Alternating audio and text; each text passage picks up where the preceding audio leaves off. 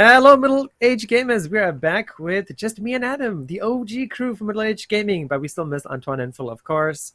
Today, we're going to be talking about games we are playing, because I miss games as much as I love philosophical topics.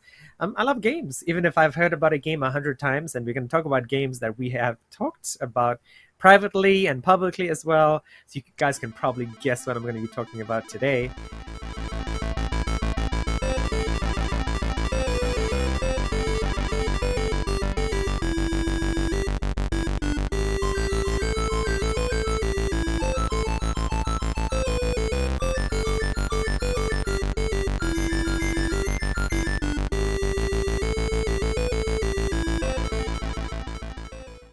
All Yes. right, so we got a little bit of time left. You want to hop into the news, or? Sure, let's do it. All right, so you want to go first?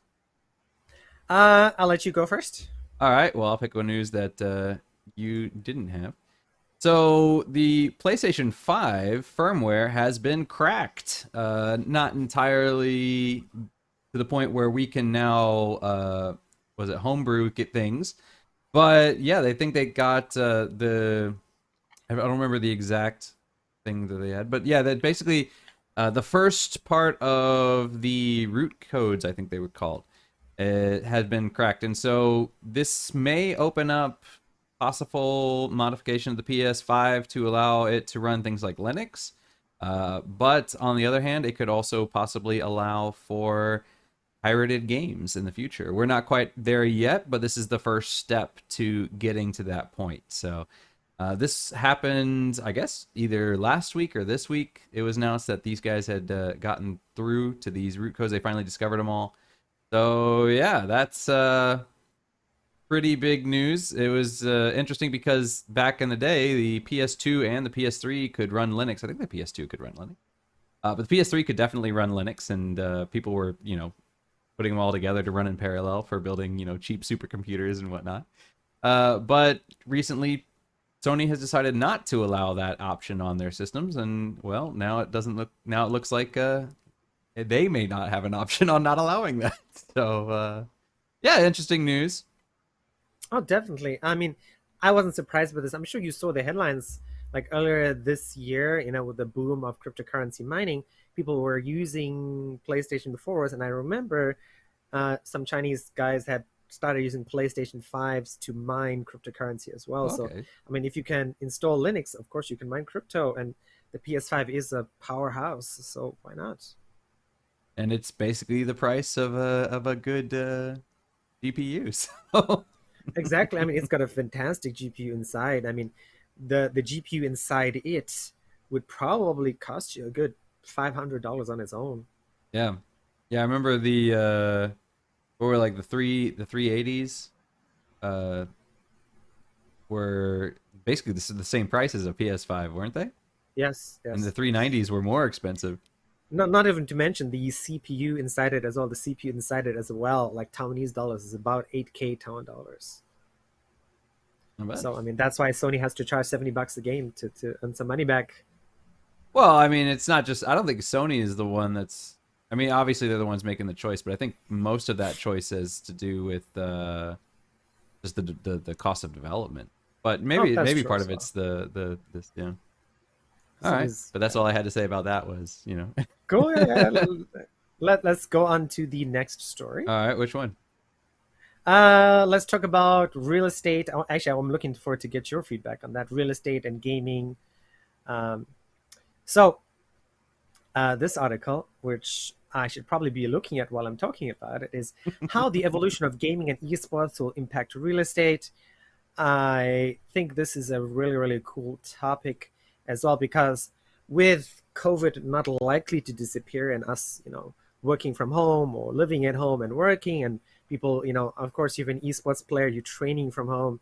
A lot of the guys I watch on YouTube and Twitch and stuff, I mean, they train from home now, right? Because you can't, in certain countries, right? COVID is still ongoing.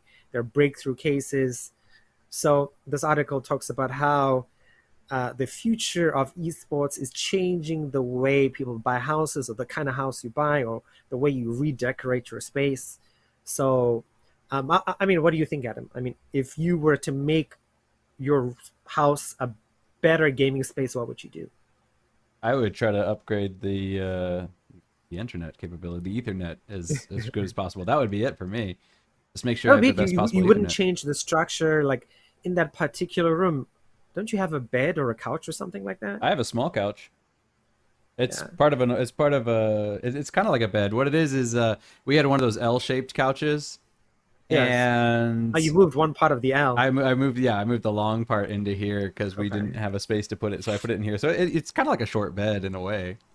Um, but yeah, I mean, as far as for esports, like I get the idea that it could change real estate in the sense that you want a place that's going to have good broadband, or good 5G. You're going to want a place that's going to have a good connection. So certain cities that have those kinds of internet, or areas that have the faster internet, are going to be very lucrative for these people. Uh, but as far as the internal space of a room, I mean, for me personally, I don't know if I don't know. Are you trying to get some sort of like feng shui zen thing going on, or No, I'm thinking like you look at this. If I turned off my fake picture right now, you see, this is not a lot of space. Like that's one of the things I want to do for work, and that would benefit the podcast as well. Is and Adam and I talked about this earlier. Is I have a nice green screen that I ordered from Amazon. It works well. It looks nice. I can't put it up because I have this gigantic fan, which you guys can see flicking in and out of existence behind me. And if I put the green screen up behind me, uh, it blocks the fan, so I will get hot in June, pretty much from April, May, June, July, August, September in Taiwan.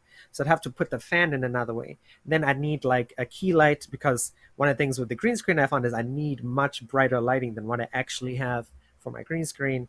So I'd need like a key light on this side. Ideally, I'd like. So what I imagine is, as a streamer or an esports player, right? You need a space for if you're training for hours and hours on end, right, playing games, you need snacks and other stuff close to you. You need space to have like a cool streaming setup for Twitch. Like Adam has that cool shelf behind him, right? I nothing have a fancy? shelf, but it's filled with clothes and lots of packets for board games that I had to take out of their boxes because I don't have space in this room. Um, so I mean, that's what I'm saying is I think if you're working from home, or if you're esports playing games from home, you do need to create that ideal background that sort of adds on to the thing that people like. I watch Adam Gray because he has cool Gundams and a cloud statue behind him, and he has a cool green screen as well. So Okay. when he streams, I get to see his face in the top right hand corner. When he does the podcast, I get to see all his cool toys and his gigantic Halloween breaking the thingamajiggy. I don't know. I forgot what that is called Oh, again. that's a Tetsubo. I also have a Plague Doctor mask right there behind my head. Exactly, exactly. Right. Like you have the typical very cool, Twitch streamer background. I don't have the neon Um, lights. yeah, exactly, exactly. That's what I'm saying is that if you and Maggie were to, buy another house, right, and we became full-time streamers, right, you'd have to create this. You need a larger workspace that say, hey, wife, this is the dedicated space for XYZ, and you have to plan that in your budget when you're looking for a house. Okay, now I see what you're saying now. Now this is more. See, I was taking it from the esports side, and I was like, if you're doing esports, why does it matter? But if you're doing streaming, yeah, I get it, because you want that studio space. But for esports, if nobody's looking at you, you're just playing. I don't, you just put whatever you want in the room. But this is one thing: is Maggie's always wanted to move to the east coast of Taiwan, Taidong, or something like that. And we were talking about, if we did that, you could maybe make a what do they call them? A prefab house using the shipping containers. Yes, yes. And I was telling her, if we did that, I would love to have just one room, a fairly large room, maybe just one container.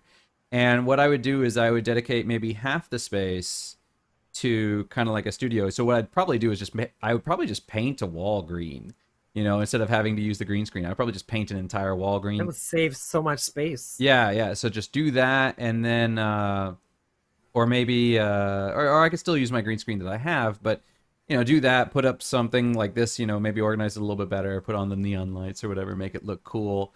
Make sure it's got the good internet setup. But then also, because she dances, so sometimes she'll either do classes, or she will, uh, or she'll film herself. and put them up on Facebook or whatever. So I was saying is we do this. Half the room I'll put little my studio, and the other half of the room we'll just leave as an open floor. So all you have to do is move the webcam 180 degrees the other direction. She can film herself. She has her little dance studio space, so it's kind of a That'd be multi-purpose really space like cool. that. And then the other thing I would really consider doing is the lighting and soundproofing. Soundproofing for me would be the really big one. Hmm. So that way, I'm not disturbing neighbors or something like that. But also, like for example, uh, she always sleeps in the morning, and if when we were in pandemic time, I would come down here and I would be doing my thing in here, and she would be in the main room. But so it's not me. So if you notice, if you watch those memes, I was always talking a little bit quieter. I wasn't so animated, because I didn't want to disturb her, right? So Of I would do course. soundproofing so I can just speak in a normal voice and that sort of thing. And then another thing I have sometimes here with trouble is the lighting, because I do have a window right here in front of me, and I'm getting natural sunlight in from there. But because the houses are so close together, if the sun's at not a great angle, I'm lit really well, but my background can be really dark. So sometimes if I have the green screen up, I always have to turn on the overhead light, and then sometimes the lighting is shifting around as the sun moves. So I would probably try to figure out, maybe get some sun blocking curtains or something like that, and then get some good lighting set up. Maybe put some lighting on the floor in front of the green screen or something like that to make sure that it's all well lit.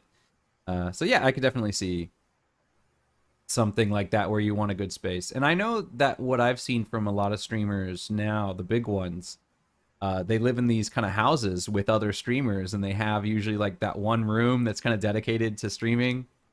Hmm. Hmm. So they have a room where they do paint the walls, they decorate it, or they paint the walls green. Or I've seen, I've seen like Angry Joe. They showed his house one time, and it's him, and it's like four other guys, and they're all streamers. But then they took a room and they painted the room green, so they can kind of like film themselves in front of the screen and do the animations that they have in the backgrounds and whatnot.